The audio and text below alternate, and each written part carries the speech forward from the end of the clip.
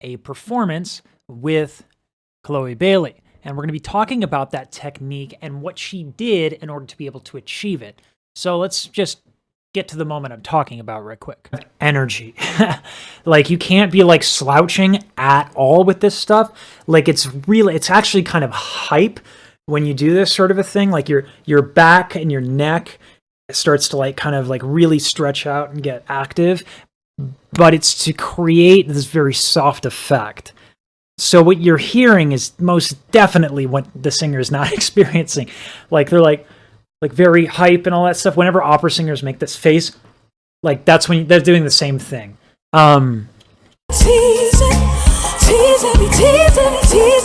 Like, look at how immaculate her posture is and how straight her neck is. She needs, if there's any contraction in the back, the exhale becomes too much to produce this very gentle tone on the top. She's not necessarily in like super falsetto land where the folds are completely open, but she has some breathiness coming in, some separation of the folds.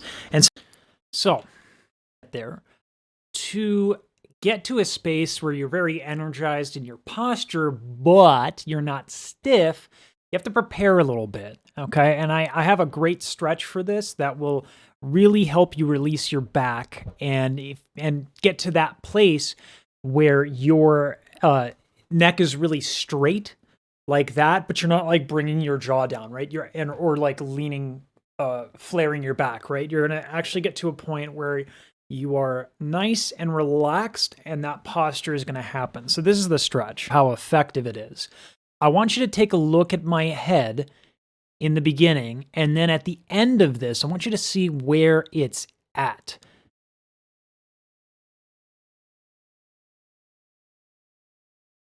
You can already see my head sinking lower and lower. This is because my back is very tight. My shoulders and my hips are used to flaring. The dog is optional. You can do that if you so choose, but this is a great stretch. What I have here is basically I have my feet on the floor, my rumpus is on the couch, and I am just breathing. I let my arms dangle, and I'm just breathing. And you can see that from there to there, that's a big difference. So this, going back to what we're talking about with Chloe, is that we're trying to get our back to be very straight without muscling it, right? And that's going to be the first part of what you want to do. You can also meditate, that helps a lot, but that stretch is something you should warm up with, maybe 5-10 minutes, and just get really deep and relaxed into that. Chloe is making there.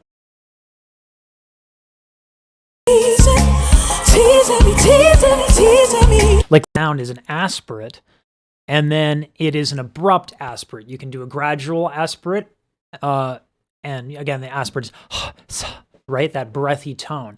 So in order to get to a point where we're doing abrupt onset, I actually have a trick for this. We're going to open Audacity. If you don't have Audacity, it's free. You just download it. And there's a really great reason why it's useful. We're going to talk about it. So we're going to open up Audacity. And the reason why we're going to do that is we want to understand what is abrupt and what is not. If I turn on a piano and I hit the key, that's abrupt. And you can see that because it's basically flat when it starts. Not entirely, but it's basically flat. Now we can sing that way too. That would be a gradual aspirate onset, okay? Onset is the beginning of a note. Aspirate meaning breathy, right?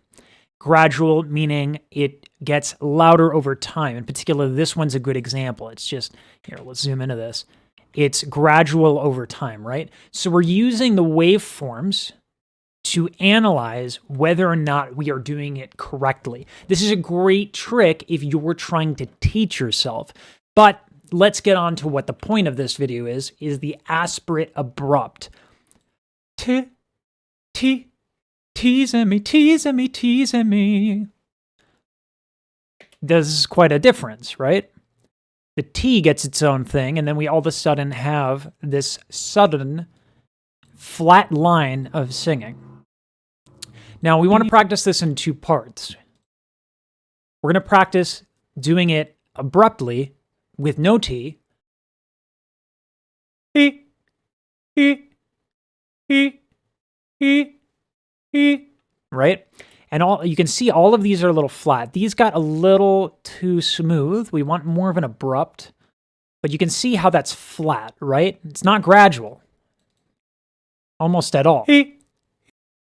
So that's how we're going to practice it. We're going to get up Audacity. We're going to practice exhaling the and starting abruptly on an actual note.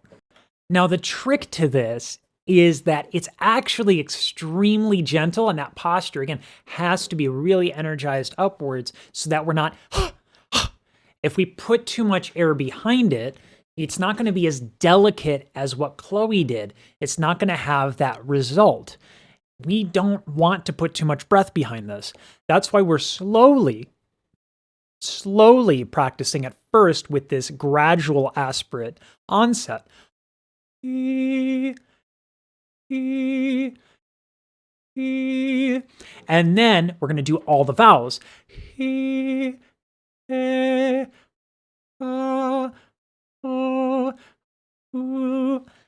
we're going to go to the abrupt.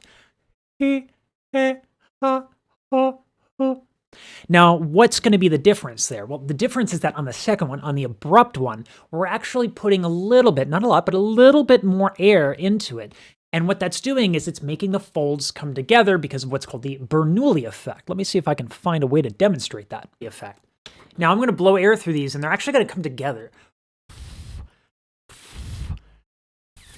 You see how that works? That's how the vocal folds work. They're separated, and then you put more air behind it, and then they close.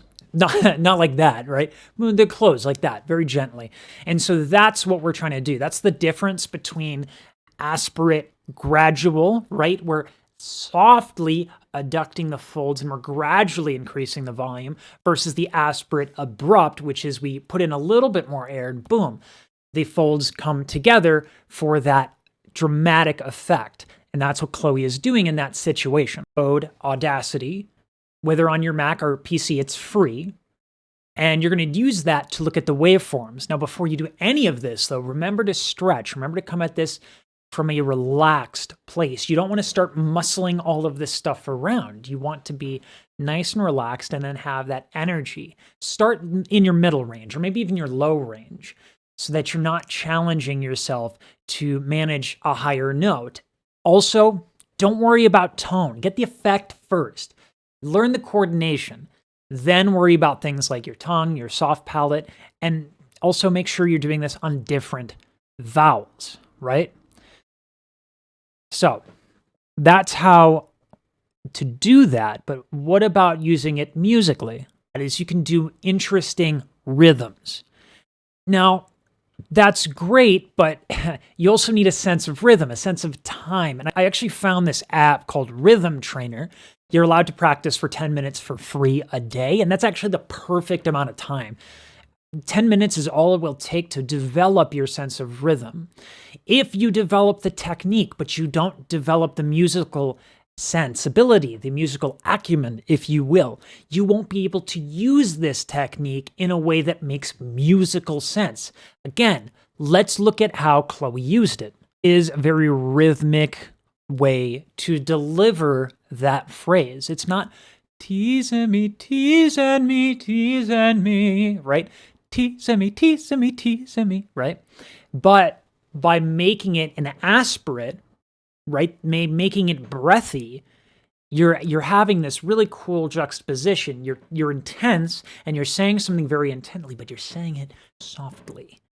And there's this, it's like this own little dramatic effect. So again, learn the technique and then start to apply that, try that, and play with it in the music that you're working on.